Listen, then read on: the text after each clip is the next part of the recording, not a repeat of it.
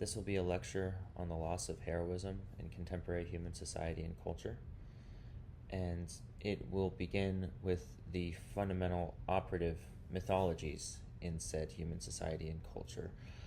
that is contemporary, which is the margin of profit. And the margin of profit can be most succinctly described as the physical body, or the orientation toward the physical body, which is the extension of the profit being the pleasure or the gain, which can be measured in any number of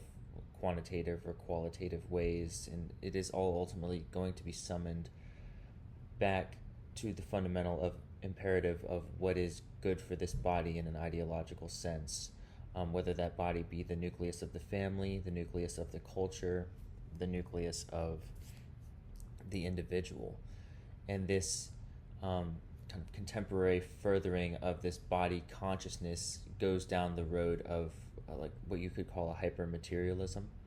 or the way in which the body is extended into all realms and kind of reigns of the earth or the cosmos as these physical firm things that are in fact firm entities with boundaries and borders, and have an existence which is necessarily a coexistence in that they exist together in various different states of difference. Without an understanding of the fundamental and primary reality of existence as in a one holistic entity, as in a singular being or network, in a similar sense to the network of fungi in the forests, or the network of trees in their method of communication, in the same way that human beings or birds or different organisms have their own language or way of speaking together, coming together and coming apart, as in moss spores on the forest floors. Without this fundamental understanding, a true understanding of what is necessary, as in the cosmic heroism, is not possible. Because this is the understanding of the revelation of the ego self that kind of bursts through the canopy of the forest and realizes the interconnectedness or the internetworkedness, not only of the human consciousness at a local level, but the collective consciousness of all life on Earth, and furthermore the cosmic life, which is the kind of quantum bounds of existence, or the creative expression of the imagination of nature and the imagination of being. The very creation of, if you want to say God, you could say God, you could say the life force energy, or the very expression of life force, which courses and pulses through all of existence like blood. And this is just a manner of seeing and a way of seeing, and the indoctrination into the modern mythologies of culture, and suffice to say the entirety of human history, which surrounds primarily the survival and perpetuation of the human race of human beings, which is to say the procreation, having children, right, the protection of the tribe, or the protection of the culture, or the civilization, and all of these relics and artifacts of said civilization, which are things that in one way or another are already dead, or are already distant from the essence, which is the very life essence, or the life's blood, which is coursing through all things, as in the state of nowness, right, or the contemporaneous existence of the being, the very force and thrust which impels it into being, which again is going to be, you could call it the sexual energy or the life force energy, but it's the very thing that pulses through the being and animates it, or brings it and gives it life. And you could say this very thing is actually the essence of cosmic being. And of course it exists in various different forms and manifestations and fluidities, human beings, birds, trees, water, any of these things that have various different states of movement, or may even appear immobile to human beings. So you could say a planet, or a rock, or chair, right? This understanding of the fundamental spiritual essence, which actually grounds and quote unquote manifests all things into their states of beingness, right, their fundamental being or thingness, which creates their expression, is the artwork of the cosmos. And getting down to this level, we start to hear and see and feel the cosmic heroism of existence, the very essence of being, being propelled into becoming emerge. Which is to say, this transformation of life force energy that undergoes into various different artworks, whether you want to say it's a human being or a bird or whatever it is going to be called forth and impelled and propelled metaphysically into a further state of manifestation. And you could say very simply, biologically, that's just the procreation of the human being. But what is being posited here, and what is kind of the essence in this moment, is to consciously bring oneself into relationship with that very life force energy. And in doing so, come into deeper communion with life than just the kind of, you could call it biocultural genetic imperative that runs through all of culture and all of human history, in large part and for the vast majority unconsciously. Which is to say, these are things that are being impelled from this inner state of unconscious being, whether it's the sexual impulse, the urge, or the desire, and these urges and desires that move through life and through the being and through the cosmos, and may exist in these various states of deeps and darks, right, that we may not yet have access to, as in, why am I feeling this way, or why am I undergoing this thing, or what is this thing that is seeking to express itself through me? These states of depression or fear or anxiety, these various different emotional palettes or colors on the canvas of the nature of not only existence but of human beings.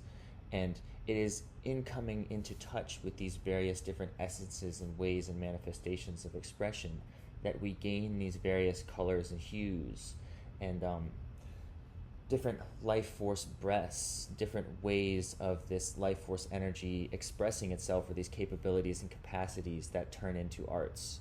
right? So you could think of the kind of stone of the soul, or the kind of essence of the being of the soul that has these various different prismatic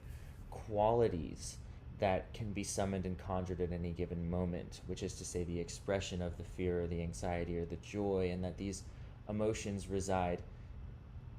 deeply within the foundational essence of nature as possibilities. And that we come into contact with these possibilities like archetypes, and some of them may not have yet even found expression, as in language or words or images or music, and that the cosmic heroism of the human being and the human being's soul is to have these various different sensate ways of perceiving being and the networks and essences of being, and that through these ways of perceiving we become ourselves these vessels of transformation and transmutation, through which these essences and energies find new expression through a sort of interpretive filtration, through which they becoming consciousness of themselves itself. And to kind of distill that, there is this sort of networking of consciousness between the kind of facile consciousness and the facile unconsciousness, in that the coming together of these two forces, whether you want to say the light or the dark, then whatever you sort of metaphor you want to use, this coming into consciousness, or the meeting of the consciousness with the unconsciousness, creates a progenitation, if you want to say they come together and move like this, progenitation of a new form, in that they are seeking to reconcile themselves with each other, and that in any given moment there is going to be some sort of unconscious, you could say pregnant possibility, as in the womb of the cosmos, or this essence that comes near and wants to approach and is coming again for a sort of form of creative expression or reconciliation with the bounds of life and death. And that the work of consciousness and the job of consciousness, which is manifest in so many different densities and forms and factors and frequencies throughout the natural world, is that coming into higher forms of consciousness means that there is this artistry that becomes ever more so available. And in this artistry, new forms of language, new forms of being, new forms of consciousness arise unto themselves in this great work. And you could call this the great work of being. So a cosmic heroism then is a great movement. It's a great movement away from the sort of safety and bounds and borders of the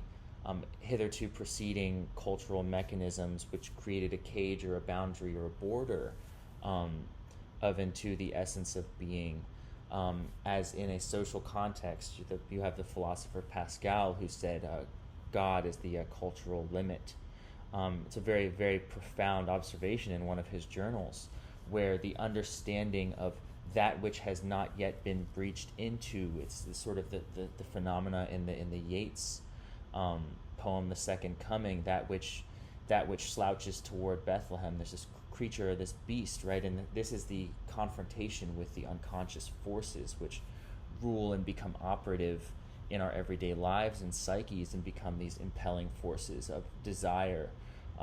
possession even, which we could say manipulate us from behind these sort of closed doors, which is fascinating, right? The philosopher, psychologist Jung said, right, the forces of the unconscious, we do not become conscious of them, we will call them fate. And that this greater artistry of cosmic heroism is like Apollo slaying Python in the Greek mythology. It's channeling and tunneling deep into the darkness of these very subconscious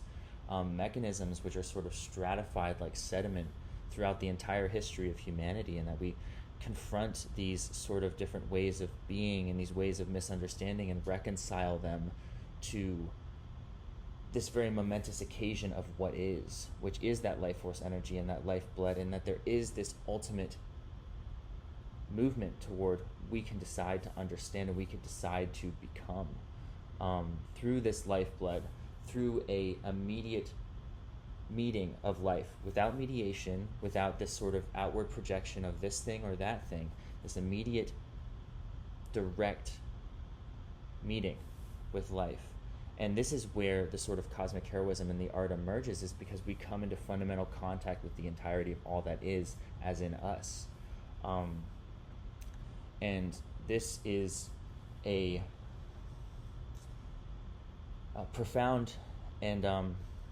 is going to be a new way of being here. We'll leave it there for now.